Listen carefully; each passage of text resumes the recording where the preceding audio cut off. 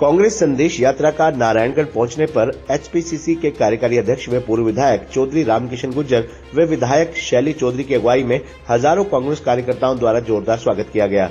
विधायक शैली चौधरी ने कुमारी शैलजा, रणदीप सिंह सुरजेवाला, सुभाष बत्रा सहित सभी नेताओं को शॉल भेंटकर उनका स्वागत किया।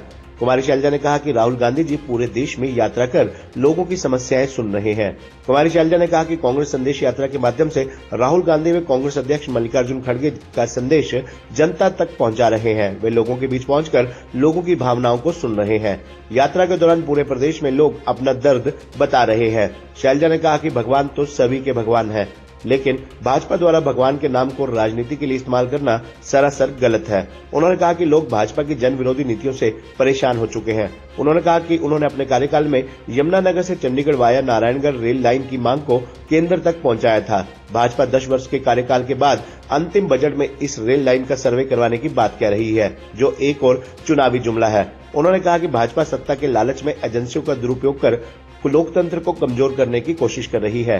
कुमारी शैलजा ने कहा कि किसानों की आय को दोगुना करने व फसलों का एमएसपी देने का वायदा करने वाली भाजपा सरकार ने किसान विरोधी कानून बनाए, जिन्हें रद्द करवाने के लिए सैकड़ों किसानों ने दिल्ली में शहादत दी, लेकिन फिर भी भाजपा ने किसानों को फसलों पर एमएसपी नहीं दिया। भाजपा ने 10 वर्ष पूर्व देश की जनता से 15 लाख रुपए प्रति व्यक्ति देने, किसानों की आय को दोगुना करने व फसलों का एमएसपी देने, हर वर्ष 2 करोड़ युवाओं को रोजगार देने सहित अनेक वायदे किए थे, लेकिन एक भी वायदा पूरा नहीं किया।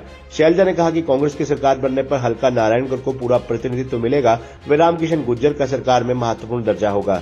वहीं राष्ट्रीय महासचिव पूर्व मंत्री रणदीप सिंह सुरजेवाला ने कहा कि युवा बेरोजगारी से परेशान होकर अपनी जमीन बेचकर विदेशों में रोजगार की तलाश में जा रहे हैं। कट्टर सरकार युवाओं को रोजगार देने की बजाय इजराइल भेज रही है, जहां युद्ध के हालात हैं। उन्होंने कहा कि सरकार हर मोर्चे पर फेल हो चुकी है।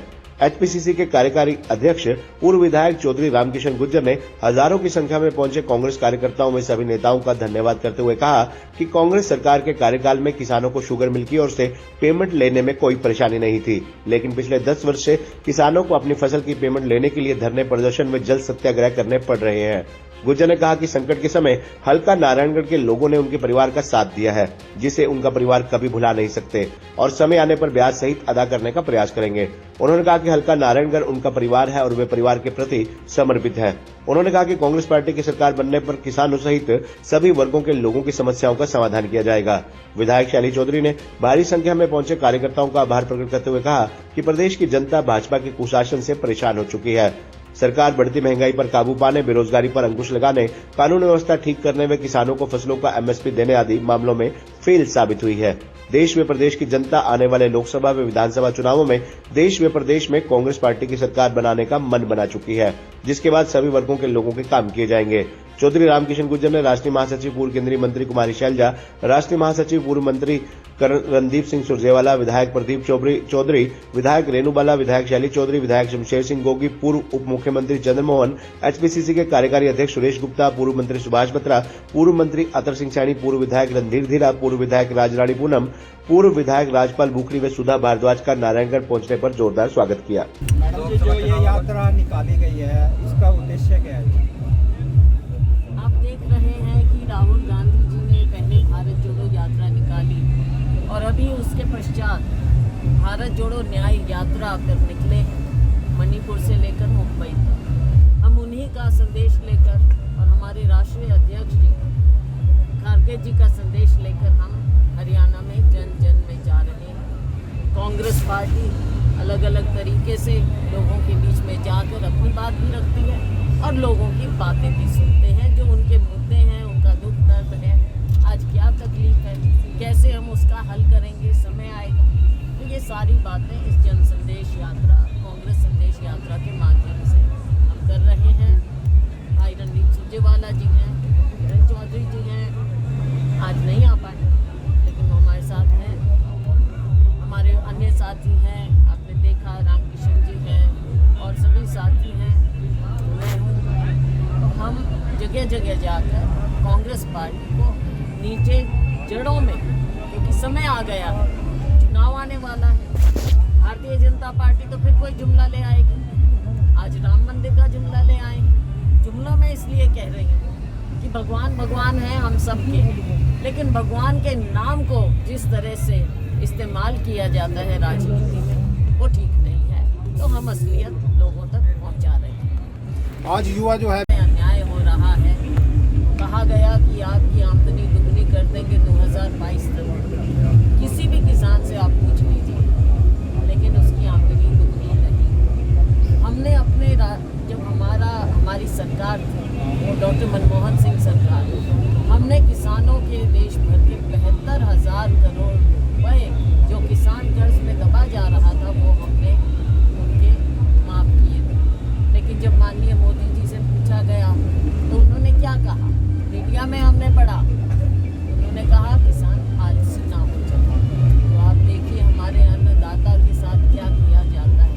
किसान के मुद्दे देश भर के हैं। और अगर हम नारायणगढ़ की बात करें, नारायणगढ़ में जिस तरह से चीनी मिल का हाल हुआ है, हमारे समय में बाकायदा पेमेंट होती थी। रामकिशन जी आवाज़ उठाते थे, 10 साल हमने ये इंश्योर किया और रणदीप जी हमारा पूरा साथ देते थे। 10 साल किसान को कोई दिक्कत नहीं आई। और आज शुगर मिल का क्या हाल है आप देख सकते हैं, कितना बकाया है। शुगर मिल खत्म हो गई, तो क्या इस क्षेत्र को यही मिलना था? रामकिशन जी ने हमेशा आवाज़ उठाई, या बहन शैली जी किसान की भी और पूरे नारायणगढ़ की आवाज़ उठाती हैं विधानसभा में यहाँ के लोगों के लिए। तो किसान और मजदूर जो गरीब आदमी, किसान है, दलित है, पिछड़ा वर्ग है, सब मिले जुले हैं। जो हमारा ये हम देहात के रहने वाले लोग हैं, हमारा कृषि प्रधान प्रदेश है, तो यहाँ हर कुछ हमारी सारी अर्थव्यवस्था जो है वो इस ज़मीन पर टिकी है, किसानी पर टिकी है, कृषि पर टिकी है। और अगर इनका ध्यान नहीं दिया जाएगा तो दिन दूर नहीं है जब आप प्रदेश का ही दिवालिया होगा।